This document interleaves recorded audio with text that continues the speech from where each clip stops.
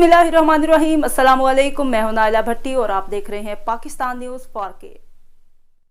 मिर्जा इम्तियाज बेग मरहूम की नमाज जनाजा उनके आबाई गांव जहलम में अदा कर दी गई। नमाज जनाजा में इलाका भर के सियासी, समाजी, मजहबी और सहाफ़ी बरादरी की शिरकत।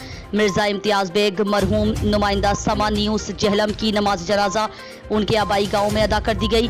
हज़ारों तादाद में लोगों की शिरकत। नमाज जनाजा में ज़िला भर के सियासी, समाजी, मजहबी और सहाफ़ियों की शिरकत। हर आँख अश्क बार।